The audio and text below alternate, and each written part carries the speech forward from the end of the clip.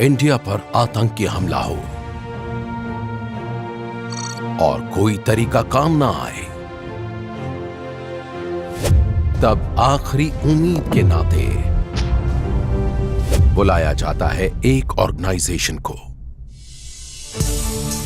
क्योंकि वो जानते हैं वो ही है जो उस पर काबू पा सकते हैं, हवा में, जमीन पर या पानी में, हर जगह बचा सकते हैं।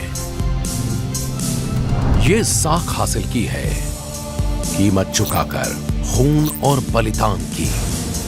ये हैं कमांडोज जो आते हैं इंडिया की अलग अलग फोर्सेस से, पुलिस से, सेंट्रल आर्म्ड पुलिस फोर्सेस से और आर्मी से। ये हैं नेशनल सिक्योरिटी गार्ड।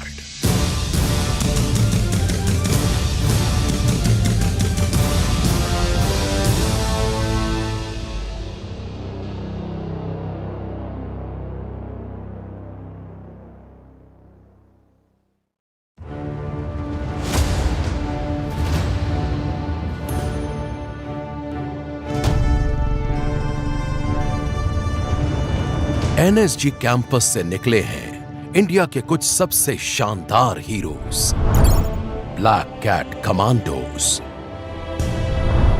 जिन्होंने लोहा लिया आतंक से देश भर में जंग के कई मैदानों में।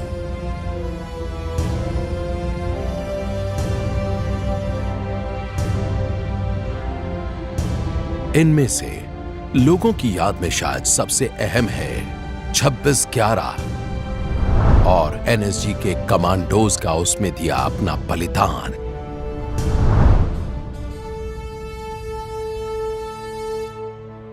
उनकी विरासत को एनएसजी ने आज तक सहेजा हुआ है।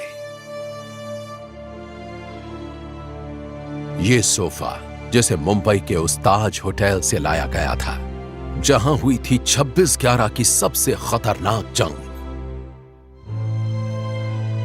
नेशनल सिक्योरिटी गार्ड में नए नए आए प्रसन्नजीत तोमर खामोश खड़े हैं उस जंग की गोलियों से छलनी यादगार के सामने।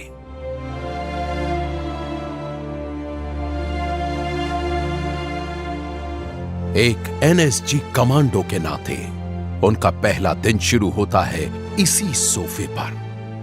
उन्हें याद आती हैं वो घटनाएं और अपने कमांडिंग ऑफिसर के शब्द। जिस जगह आप बैठे हैं इसे हम कहते हैं क्रेडल ऑफ सैक्रिफाइस। जब आप यहाँ बैठे हैं आपको ये समझना चाहिए कि आप एक लेगेसी को गार्ड कर रहे हैं। लेकिन ब्लैक कैट कमांडो बनना कमजोर दिल वालों का काम नहीं है। कमांडो! एनएसजी उनके कमांडोज को उनकी हदों तक ले जाता है, इंसानी ताकत की हदों के पार। उनके सबसे जबरदस्त खौफ से भी आगे। एनएसजी के ये ट्रेनिंग ग्राउंड्स जवानों को घातक हथियार बना देते हैं। ये जगह है जहां वो सीखते हैं कैसे लड़ना है और जीतना है।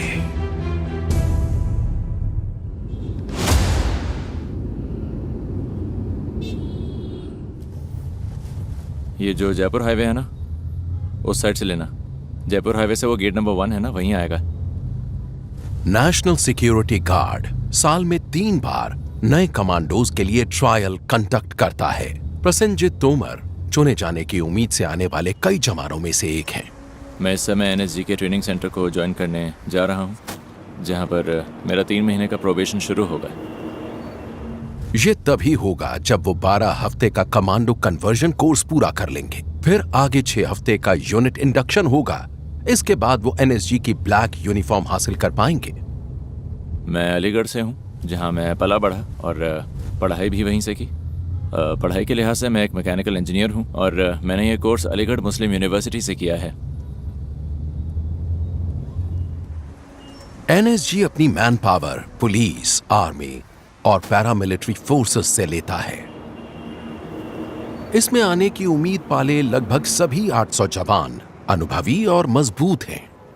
उन्हें ऐसा होना ही होगा अगर वो दुनिया के सबसे कड़े कमांडो कोर्सेज में से एक से जुड़ना चाहते हैं तो।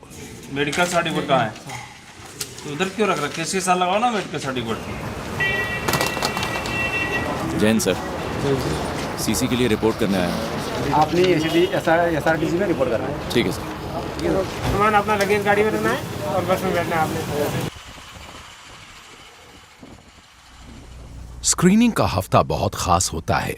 इस दौरान लगभग आधे उम्मीदवार बाहर कर दिए जाएंगे। वो 3 महीने के कमांडो कन्वर्जन कोर्स में दाखिल तक नहीं हो पाएंगे। जल्दी आइए फटाफट। तोमर किस्मत वाले रहे। पहले ही दिन उनका अपने साथियों से मिलना हुआ। जय हिंद। कैसा संदीप? कैसा है भाई? बस बढ़िया। जैन सर, मैं हूँ मेजर तोमर। बढ़िया सर। क्या हाल है भाई? हाय, मैं हूँ मेजर तोमर। तू पहले से ही गंजा हो गया है? मैंने सोचा करा ही लेता हूँ जब कॉलिंग का क्या सीन है सर? शाम का बता रहे हैं। अभी तो ऐसा टाइम तो बताया नहीं, लेकिन शाम का कह रहे हैं। पहला हफ्ता ही दिखा देता है कि एनएसजी में आना कितना कॉम्पिटिटिव होता है। नेशनल सिक्योरिटी गार्ड का ट्रेनिंग सेंटर देश का एक प्रीमियम ट्रेनिंग इंस्टीट्यूट है। ये उन कई प्रोबेशनर्स को ट्रेन करने के लिए बनाया गया है जो इंडियन आर्मी और तमाम सेंट्रल आर्म्ड पुलिस फोर्सेस से नेशनल सिक्योरिटी गार्ड में इंडक्शन के लिए जाते हैं। एनएसजी के फिजिकल स्टैंडर्ड्स तय होते हैं। इन्हें क्लियर करके ही आप एनएसजी का हिस्सा बन सकते हैं। सभी एक साथ।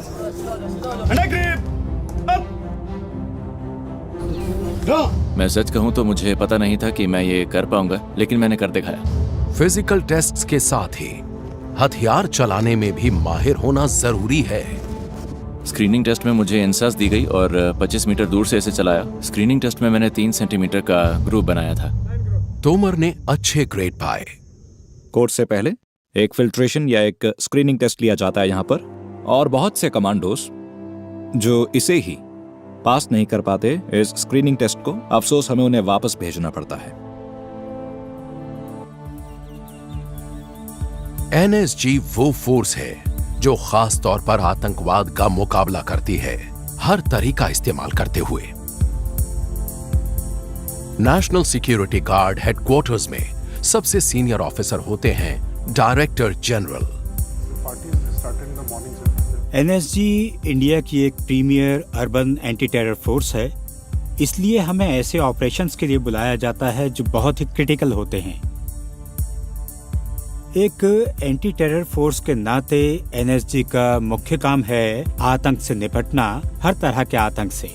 इसलिए आमतौर पर हमें फोर्स की आखिरी उम्मीद के तौर पर बुलाया जाता है, और हम एक फेडरल कंटिजेंसी फोर्स कहे जाते हैं। इसलिए हमसे ऐसे ऑपरेशंस की उम्मीद होती है जो बहुत ही ज्यादा सीरियस होते हैं, जिनसे देश की सुरक्षा को गंभीर खतरा हो सकता है।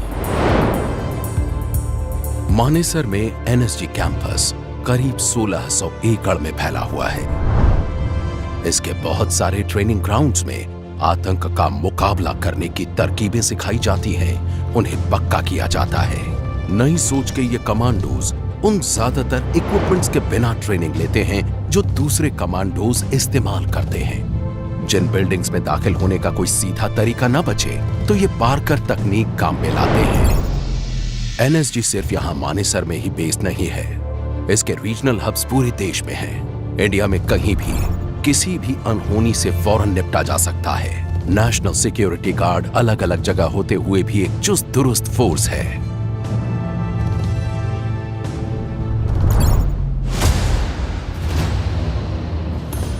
एक हफ्ते का स्क्रीनिंग टेस्ट पूरा हो चुका है। बस आधे ही जवान कमांडो कन्वर्जन कोर्स के लिए क्वालिफाई हुए हैं। कैंडिडेट तोमर चुनिंदा जवानों में से एक हैं।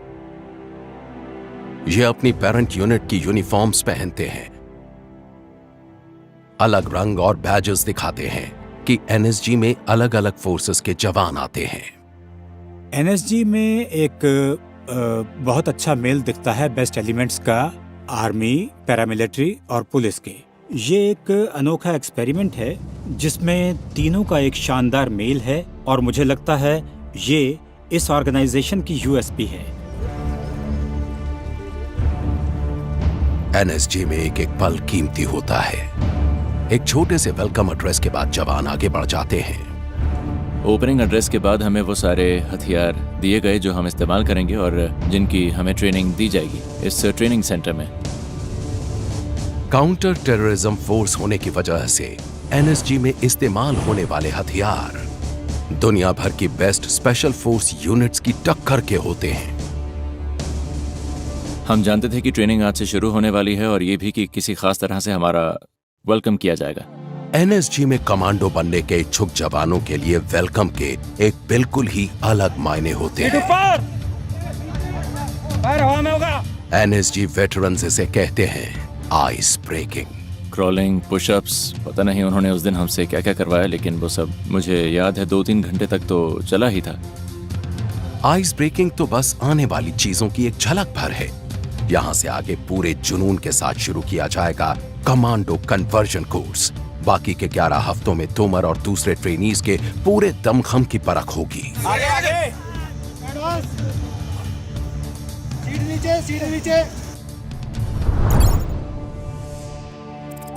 एनएसजी को 3 मेन पिलर्स में बांटा गया है। काउंटर टेरर फोर्स में वो यूनिट हैं जो कैसे भी हालात में आतंकवाद से निपटती हैं। इनमें होते हैं काउंटर हाईजैक और होस्टेज रेस्क्यू मिशंस, जमीन, समुद्र या आसमान में। क्लोज प्रोटेक्शन फोर्स देश भर में चुनिंदा वीआईपीज की सुरक्षा करती है। तीसरा पिलर है state of the art bomb detection and disposal squad और national bomb data center. NSG के सभी ऑपरेशंस जोखिम भरे होते हैं। क्लोज प्रोटेक्शन फोर्स का काम भी ऐसा ही है। ये हाई रिस्क वीआईपीज को सुरक्षा देते हैं जिसमें वो खुद बेहद जोखिम में रहते हैं, इसलिए इन्हें कहा जाता है बुलेट कैचर्स। ये बुलेट कैचर्स शब्द टीम की खुद को खतरे और प्रोटेक्टी के बीच में रखते हुए खतरे को बेअसर करने की शानदार काबिलियत से आया है, क्योंकि कमांडो की हिफाजत और सलामती हमारी प्रायोरिटी है। इसलिए हमारी team state of the art हथियारों, स्पेशलाइज्ड इक्विपमेंट से लैस रहती है। हम लगातार अपनी परफॉर्मेंस को बढ़ाने और आने वाले किसी भी संभावित खतरे को देखते हुए एक कदम आगे रहने पर ध्यान देते हैं। क्लोज प्रोटेक्शन फोर्स कमांडोज अपने काम से जुड़े खतरों को बखूबी जानते हैं, इसलिए पक्का करते हैं कि हालात बेकाबू होने से पहले हर तरह के खतरे को दूर कर दें।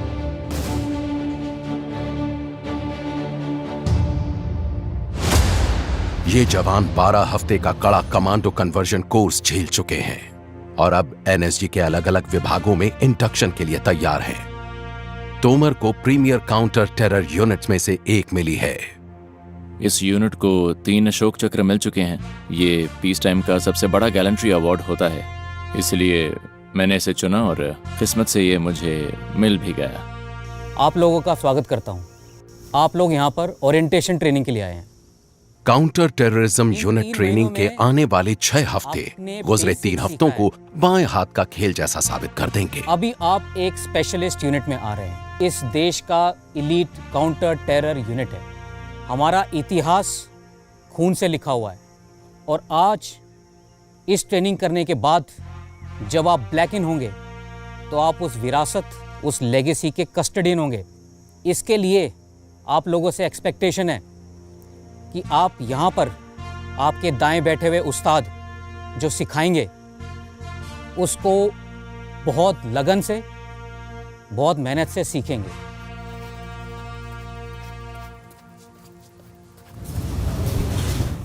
जैन सर। जैन तोमर, अंदर आ जाओ। इस ट्रेनिंग ऑफिसर और उनकी टीम पर अगले 6 हफ्तों में इनके इंडक्शन का दारोमदार है। ट्रेनिंग सेंटर में कैसा परफॉर्म कर रहे हो? मैंने बढ़िया परफॉर्म किया सर और अपने सारे टेस्ट्स में एक्सीलेंट हासिल किया। Excellent sir. तो उम्मीद है आपको पता है कि यहाँ के स्टैंडर्ड्स बहुत अलग हैं और बहुत ऊंचे भी। फिजिकल एक्सर्शन का लेवल यहाँ बहुत ज्यादा होता है। यहाँ आपको मुश्किल सिचुएशंस में टेस्ट किया जाएगा। सर। आपको बहुत ज्यादा मेहनत करनी होगी। ठीक है बड़ी, मार्च ऑफ। जय हिंद। जय हिंद। काउंटर टेरर यूनिट में सिखाए जाने वाले शुरुआती सबक में है किसी इंटरवेंशन टीम का हिस्सा कैसे बनते हैं। दोनों आँख खोल के ऐसे हर टीम में करीब 6 मेंबर्स होते हैं। सब तालमेल से काम करते हैं।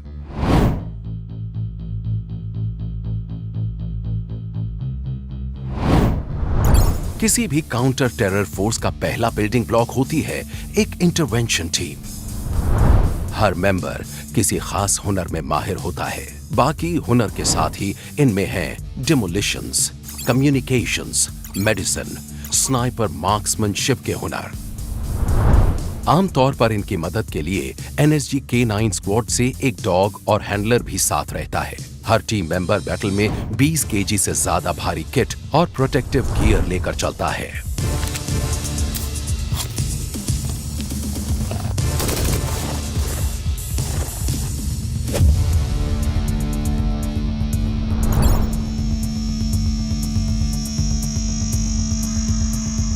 पहले हफ्ते में इंडक्टीज से कई तरह के इंटरवेंशन सिमुलेशन ड्रिल कराई जाती हैं।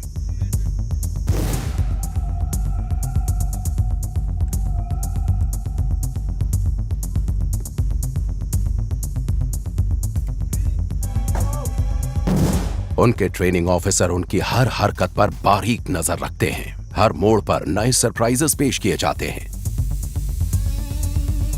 एक नई चुनौती है टीयर गैस कैन।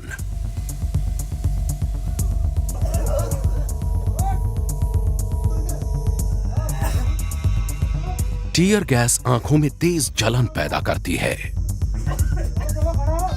और स्किन के जलने जैसा एहसास होता है।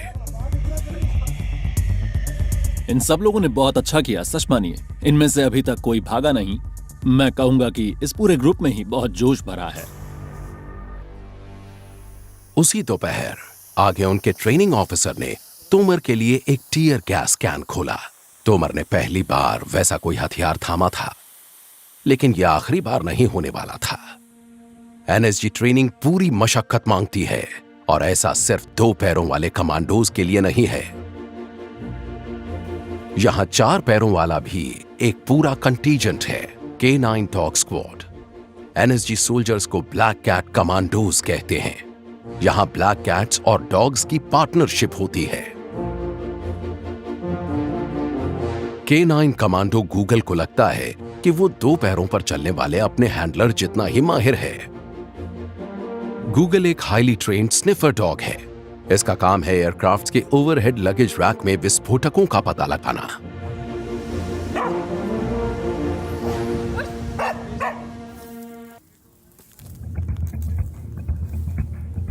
लेकिन ऑपरेशंस में जाते वक्त एनएसजी की पहली पसंद होता है ये बेल्जियन मैलिनोआ।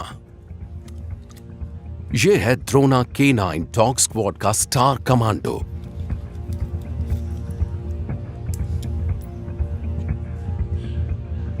एक्शन में द्रोना पहला कमांडो होता है।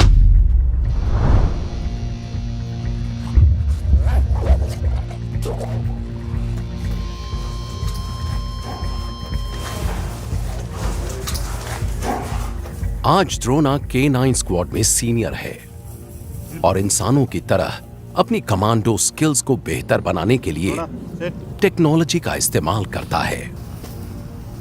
टीम डॉग के पहने K9 विजुअल सिस्टम्स के भरोसे रहती है। गॉगल्स हैंडलर को वो नजारे दिखाते हैं जो द्रोना देखता है। हैंडलर द्रोना के कान में लगी एक डिवाइस के जरिए उससे बोलता है।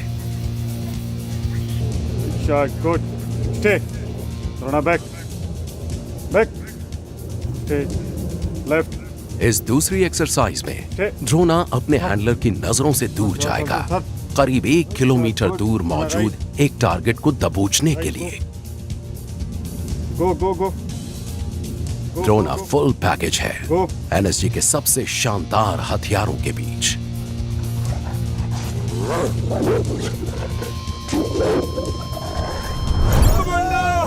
आगे देखेंगे इंडक्टीज को परखा जाएगा इंसानी ताकत की हदों तक। दिखेगा नींद न मिलने, दर्द और थकान का जबरदस्त असर।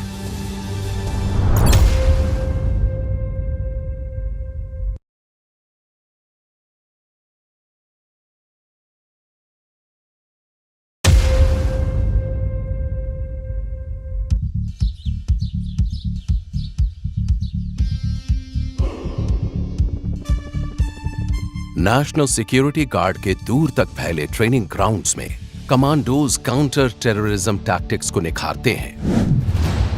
इंडिया में सिर्फ एनएसजी के पास है काउंटर हाईजैक फोर्स। इनके कमांडोज कैंपस में मौजूद एयरक्राफ्ट के साथ हाईजैक के हालात की प्रैक्टिस करते हैं। टाइमिंग सबसे अहम है। FIT move, MIT move, closure over. असल ऑपरेशन में यह जिंदगी और मौत का फैसला कर सकता है। MIT गो। कामयाबी मिलती है बेहद सटीक तालमेल से, वही सबसे अहम है।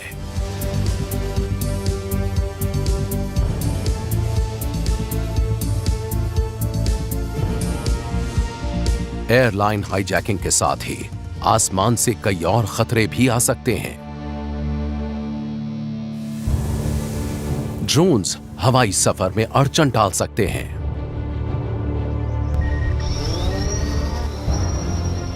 ये नारकोटिक्स और विस्फोटक भी डिलीवर कर सकते हैं या किसी हमले या सर्वेलेंस में मदद कर सकते हैं। 81 ड्रोन इन रेंज। 81 एंगेज। ऐसी हरकतों से निपटने के लिए एनएसजी के पास कमांडोज और इक्विपमेंट दोनों हैं। ड्रोन किलर वेपन सिस्टम गोलियां नहीं दागता, बल्कि ये इनविजिबल रेडियो वेव्स छोड़ता है। ये कई तरह के अनमैन्ड एरियल व्हीकल्स को बेअसर कर देता है।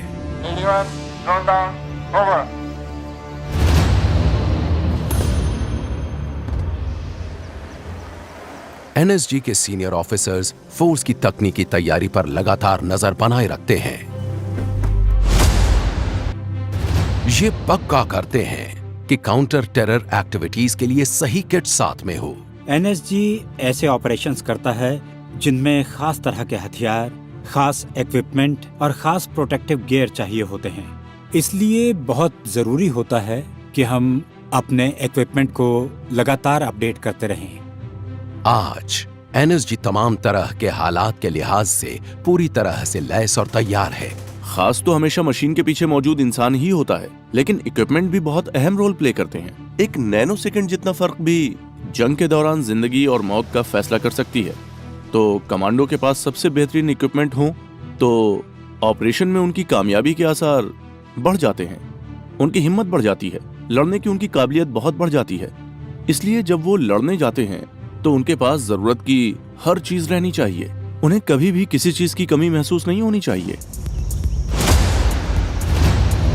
एनएसजी काउंटर टेररिज्म फोर्स में इंडक्शन ट्रेनिंग पूरे जोरों पर है। ट्रेनर्स पसीना सूखने नहीं दे रहे। इस एक्सरसाइज का मकसद था आपका फिजिकल और मेंटल दोनों टेस्ट लेना। इंडक्टीज के सामने पहली चुनौती है 48 घंटे के फिजिकल और मेंटल स्ट्रेस से गुजरना, वो भी बिना रुके। उन्हें पूरे दिन कई तरह के टास्क दिए गए, यहां तक कि वो पूरी रात हरकत में रहे। अगली सुबह जवानों को बिना सोए 24 घंटे बीत चुके थे। उन्हें अभी 24 घंटे और हरकत में रहना था। थके होने के बावजूद मेरे अंदर हमारे अगले टास्क को लेकर जोश था, स्नाइपर राइफल फायर करना। लेकिन हमारे ट्रेनर्स को हमें तनाव में रखना था, इसलिए हमारे फायर करने से पहले उन्होंने हमसे 30 नकल पुशअप्स कराए। खड़े हो जाइए। मैं जिंदगी में पहली बार एक स्नाइपर राइफल चलाने वाला था। रिटेन लाइन पोजीशन, मैं चाहता था निशाना ठीक लगे। टेल भर। लेकिन पुशअप्स के बाद मेरी सांस अब भी फूली हुई थी। हाथ थोड़ा भी हिला तो निशाना नहीं लगेगा और टारगेट्स काफी दूर होते हैं। यहां पर हमारा टारगेट था 400 मीटर की दूरी पर।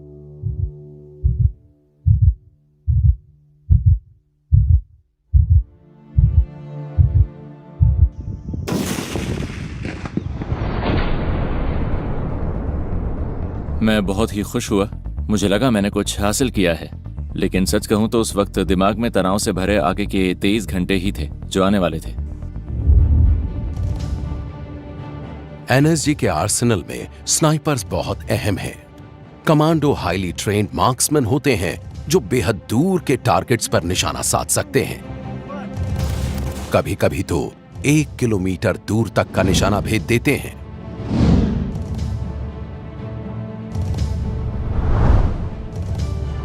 एनएसजी में state of the art shooting ranges commandos को अचूक निशानेबाज बना देती हैं।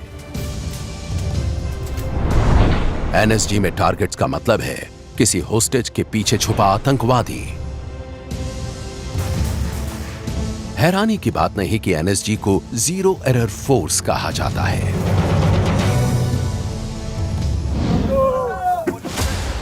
इस बीच इंडक्टीज 48 घंटे के स्ट्रेस टेस्ट से गुजरना जारी रखे हुए हैं। आप आगे चले जाओ, आगे चले जाओ। दूसरे दिन की दोपहर से पहले वो 40 डिग्री से ज्यादा के तापमान में टायर्स को पलट रहे हैं। मुझे याद नहीं उस टायर का वजन कितना था, लेकिन रात भर जागने के बाद करीब 800 मीटर तक उसे पलटते जाने में जान निकल गई। बदली करो साहब की बदली, साहब आप आगे हो जाओ। ये सोचकर और पसीना आ रहा था कि अभी 20 घंटे की कसरत और आगे है। निकलो, आगे निकलो। लेकिन ऐसे पलों में सबसे अच्छा होता है कि अगले टास्क पर ध्यान दिया जाए, न कि अपने आप को डिस्ट्रैक्ट किया जाए। शाम होने पर जवानों को एक छोटा सा ब्रेक दिया गया।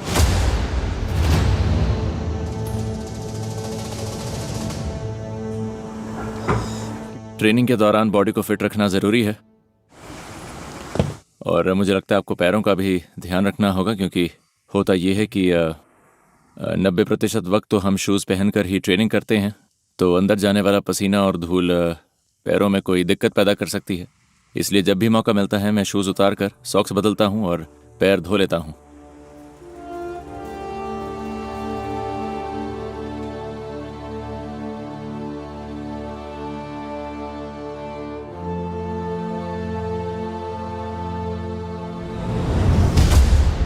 इंसान की बॉडी किसी जादू से कम नहीं, इसे हद तक ले जाकर हैरतअंगेज काम किए जा सकते हैं। दूसरी रात तक हम बहुत थक चुके थे, लेकिन तब भी सब पूरी कोशिश कर रहे थे।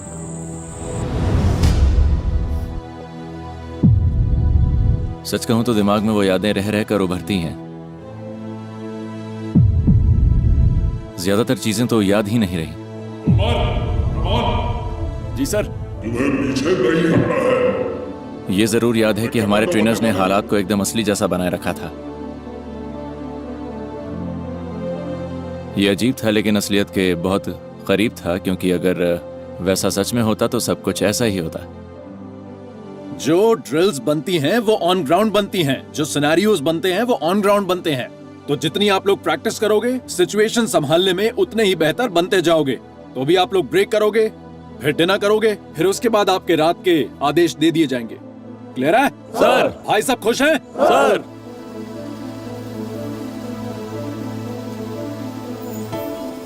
अगर आप ऐसे हालात में होते हैं तो ऐसे ख्याल आपको दिमाग में आ ही जाते हैं।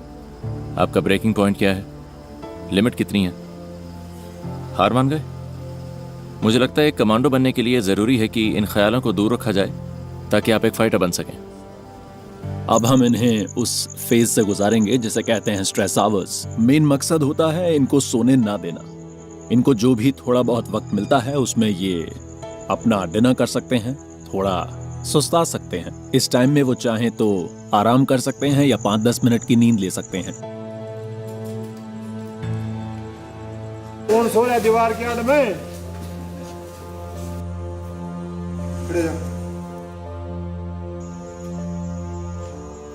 ऐसे पलों में मुझे अपनी फैमिली की याद आती है। मेरी बहन, उसका पहला बच्चा हुआ है जिसे मैंने अभी तक नहीं देखा, और मेरी बाइक की बहुत याद आती है। काश मेरी बाइक यहाँ होती और हमारे पास थोड़ा फ्री टाइम होता जिससे मैं बाइक राइड के लिए जा पाता। थोड़ा सा मजा तो हो ही जाता हमारे लिए। बाइक को मिस करता हूँ मैं। भोर में 3 बजे से एक्सरसाइजेस फिर से शुरू हो जाती हैं। आज सीपीटी पास हो जाएंगे सारे। अगर आज सीपीटी पास हो गए तो आज ब्रेक। 47 घंटे का स्ट्रेस पार हुआ। 1 घंटा और बचा है। फिजिकल ट्रेनिंग का पूरा 1 घंटा। किसी तरह बॉडी में बची ताकत से काम चलाते हैं। घुटने टेकने की नहीं सोचते, बस टास्क पूरा करने की सोचते हैं।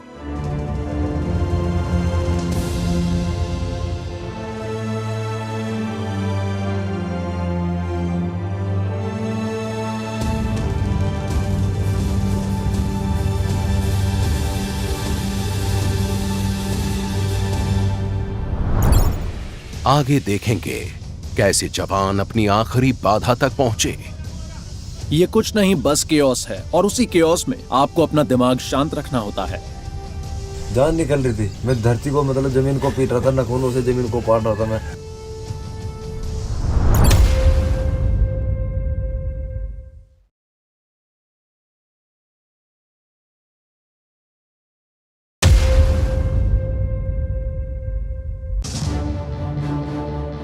नेशनल सिक्योरिटी गार्ड ने ऑपरेशंस में खुद को साबित किया है, लगातार बार बार। कामयाबी की ये राह आसान नहीं रही है। देश हम पर भरोसा कर सकता है, क्योंकि जब भी एनएसजी को तलब किया गया है हमने कामयाबी दिलाई है, और जरूरत पड़ने पर एनएसजी फुर्ती से मौके पर पहुंचकर पूरी ताकत से सर्जिकल पंच लगाएगी। एनएसजी का पूरा ओरिएंटेशन हर वक्त तैयार रहने को लेकर होता है।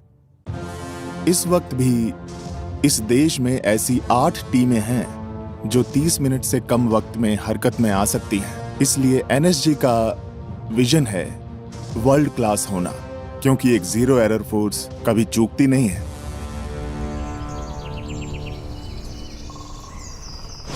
NSG counter terror force unit induction training के बस 2 हफ्ते और बचे हैं,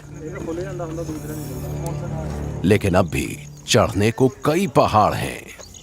ये बेसिकली रॉक क्राफ्ट है। ये जो सामने नेचुरल वॉल फेसेस हैं, ये करीब 100 से 120 फीट ऊंचे हैं। तो ये जवानों को एक नेचुरल फील देता है इस रॉक क्राफ्ट पर प्रैक्टिस करने की। कमांडो ट्रेनिंग लेने की इच्छा होने की वजहों में से एक वो तमाम स्किल्स हैं जो हम एनएसजी में सीखते हैं। मैं पहले क्लाइंबिंग कर चुका हूं, लेकिन यहाँ की कंडीशंस अलग हैं।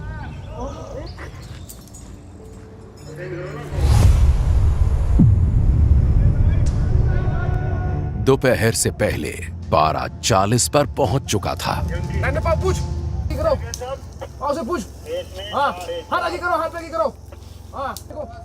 जून की गर्मी और जबरदस्त उमस। गरम करो इनको, इन सब की आवाजें निकल रही हैं, गरम करो इनको। 31, 32, 33। तो हम इसे कहते हैं टोल टैक्स, जिसमें ये 100-200 पुशअप्स करते हैं या थोड़े स्टार जंप्स करते हैं। मोटिव होता है टास्क से पहले इनको थकाना। हम देखते हैं कि बॉडी के थकने के बाद वो टास्क को किस खूबी के साथ पूरा करते हैं, और इसीलिए हम उनसे इतनी मेहनत करवाते हैं। Major Prashant Singh Tomar, ready for traversing sir. वो टोल टैक्स का टास्क मुश्किल था। एक्सरसाइज के बीच में अचानक लगता है जैसे हाथों में दम नहीं बचा, लेकिन बीच में लटके हों तो कोई रास्ता नहीं बचता, दूसरी तरफ तो पहुंचना ही होता है। चलो छोड़ो हाथ, चलाओ कमांडो जरा। कमांडो, छोड़ कमांडो। आप देख सकते हैं ये टास्क कितने दम निकालने वाले होते हैं। उसके फेस से दिखता है कि वो थका हुआ है बेचारा। गॉड नोज अब तक कितने पुशअप्स कर चुका होगा। और बॉडी के थकने के बाद जब उनसे टास्क करवाया जाता है, तब बनता है एक ब्लैक कैट।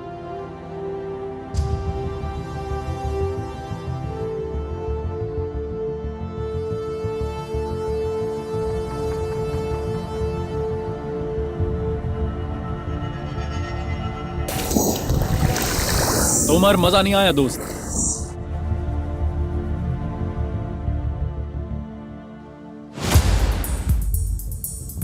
एनएसजी में कई यूनिट्स हैं। इनमें बॉम्ब स्क्वाड एक खास यूनिट है।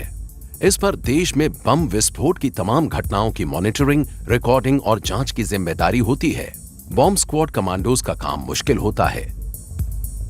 हालांकि वो प्रोटेक्टिव सूट पहनते हैं, पर किसी विस्फोटक के पास जाना कोई आसान बात नहीं है। उन्हें विस्फोटक को खुद उठाकर कंटेनमेंट चैम्बर में रखना होता है।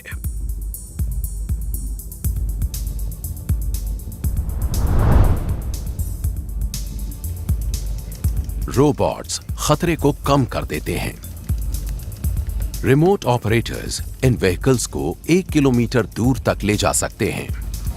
सीधा जाना, राइट मोड़ते ही दरवाजे, पहले दरवाजे के अंदर आईडी है।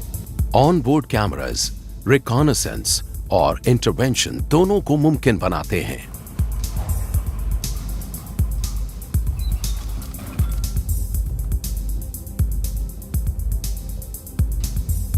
व्हीकल भले ही छोटा है, लेकिन इसमें ताकत जबरदस्त है। फायर।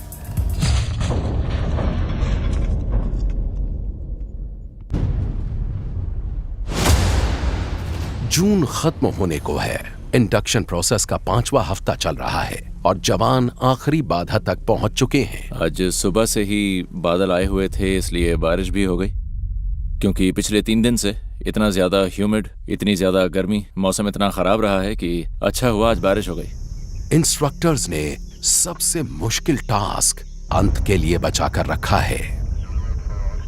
सर्किट पूरा करने में कम से कम 2.5 से 3 घंटे लगेंगे, क्योंकि वो चल कर नहीं, इसे रेंग कर पूरा करने वाले हैं। और हम देखेंगे कि वो एक टीम के नाते कैसा परफॉर्म करेंगे।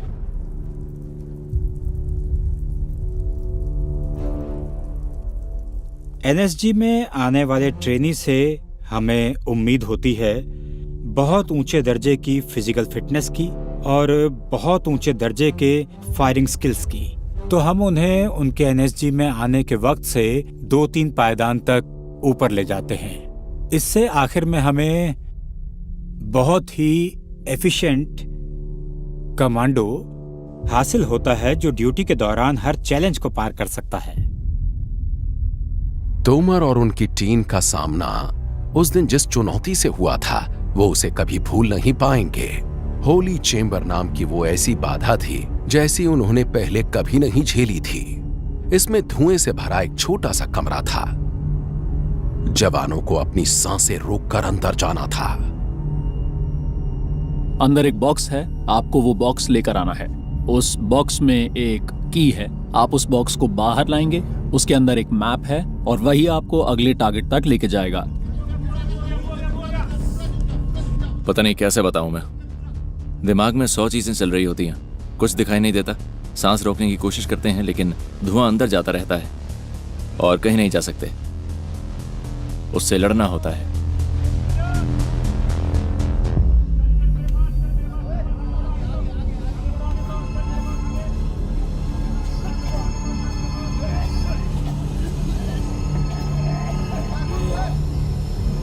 इसी चैम्बर में घुसे कोई चमक नहीं रहा था। मतलब जैसे अंदर हुए तो घुटन होती थी, सांस नहीं आता था, जान निकल रही थी गले से नीचे। मतलब इधर बिल्कुल ब्लॉक हो गया, सांस गया नहीं। मैं धरती को मतलब जमीन को पीट रहा था, नखूनों से जमीन को पाट रहा था मैं। बॉक्स को ढूंढ कर लाने की टीम की पहली कोशिश बेकार गई, जिसका एक ही मतलब था, दोबारा कोशिश करो। ये कुछ नहीं, बस केओस है और उसी केओस में आपको अपना दिमाग शांत रखना होता है।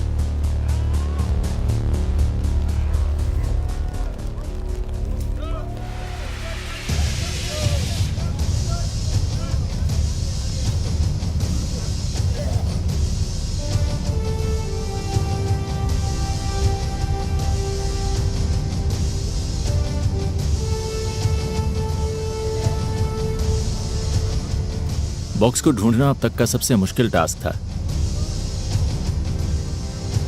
उसके बाद तो लगा कि हम कुछ भी कर सकते हैं।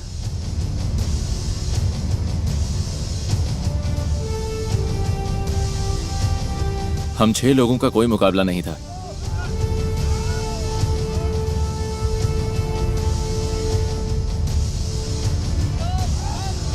हमने एनएसजी की दी हुई हर मुश्किल को पार किया।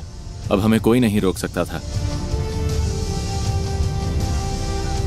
बोले ना कमांडो क्या होता है, फिजिकली मेंटली बंदा इतना स्ट्रॉन्ग कर देते हैं कि उसमें कितना ही प्रेशर आ जाए वो अपना काम करेगा। तो जिस मुद्दे के लिए उसको भेजा जा रहा है या जो काम टास्क मिला है ना, वो टास्क पूरा करेगा।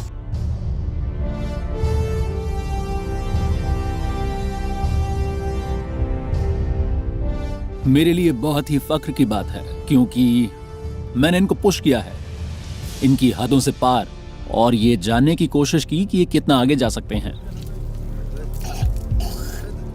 हमने यहाँ तक पहुँचने के लिए लंबा सफर तय किया है और उस दिन महसूस हुए दर्द और थकान के बावजूद हम जोश से भरे थे कि हम एनएसजी का हिस्सा बनने वाले हैं। हार्ड वर्क के बाद मतलब आज वो दिन आ गया, आज हम परसों ब्लैक कैट कमांडो बनेंगे। बहुत अच्छा फील होगा हमें भी, घर वालों को भी। ये बीते 5 हफ्ते एनएसजी के सबसे मुश्किल हफ्ते रहे और मुझे लगता है कि जितना भी टाइम हम सब एनएसजी में यहाँ पर रहेंगे, ये 6 के 6 बंदे हमेशा साथ रहेंगे।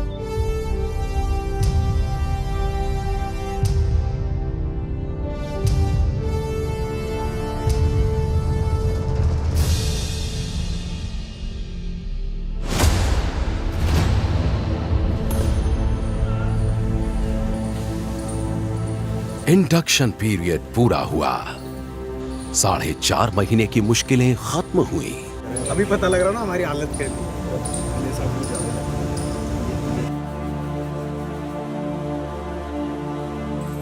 ये ब्लैकनिंग सेरेमनी की सुबह है।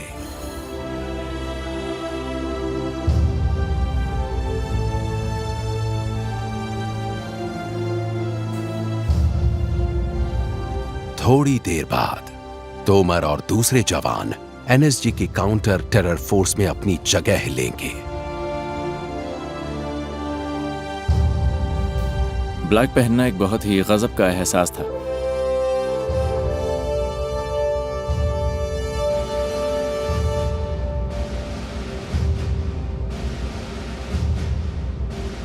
यह कहना गलत होगा कि मुझे यकीन था कि मैं एक एनएसजी कमांडो बन जाऊंगा, लेकिन मैंने कर दिखाया।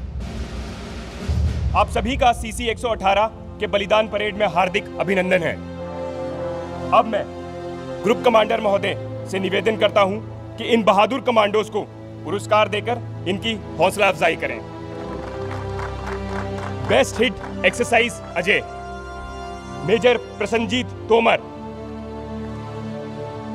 हमें बेस्ट इंटरवेंशन टीम का अवार्ड मिला। उन सारी मुश्किलों के बाद यह अवार्ड पाकर अच्छा लगा, बहुत अच्छा। 5 हफ्ते खत्म हो गए हैं। अब मैं इनके लिए डेविल नहीं हूँ, मैंने अपना काम कर दिया है। अब मैं इनका भाई हूँ, ब्रदर इन आर्म्स। और आखिरकार चेस्ट पर पंच के साथ तोमर को बलिदान बैज दिया गया। वेलकम तोमर, जो कि ब्लैक कैट कमांडो का इंसिग्निया है।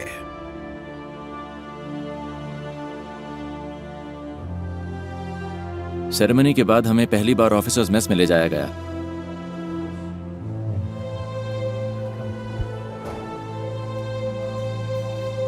और उसके बाद जो हुआ मैं वो जिंदगी भर नहीं भूल सकता।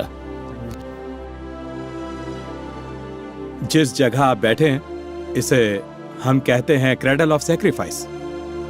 आप अपने आसपास देखेंगे तो आप पाएंगे वो गोलियों के निशान जो हमें मिले ताज होटल मुंबई से। जिस चेयर पर आप लोग अभी बैठे हुए हैं यह है पाम लाउंज से ताज होटल की। यह वही जगह है जहां मेजर उन्नी कृष्णन ने सर्वोच्च बलिदान दिया था। तो इस पर बैठते हुए हमें ध्यान रखना चाहिए कि हम एक लेगेसी को गार्ड कर रहे हैं, एक ऑफिसर और लीडर की तरह। मेजर उन्नी कृष्णन ने जो किया वो हमारी लीडरशिप को एक नई ऊंचाई पर ले जाता है। अपने सपने को सच बनाकर एनएसजी कमांडोज बनने वाले जवानों के लिए इंडक्शन तो बस पहला कदम है। उन्हें अब उन स्टैंडर्ड्स तक पहुंचना होगा जो उनसे पहले के वीरों ने सेट किए हैं।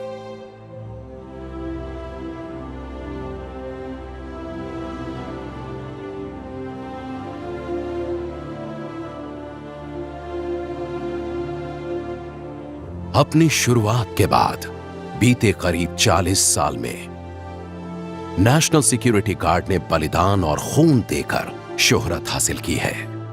अपनी जान कुर्बान करने वाले जवान हर रोज प्रेरणा देते हैं। ये देश हमेशा उन्हें याद रखेगा। उनकी वीरता हमेशा याद रखी जाएगी। देश उनका हमेशा आभारी रहेगा।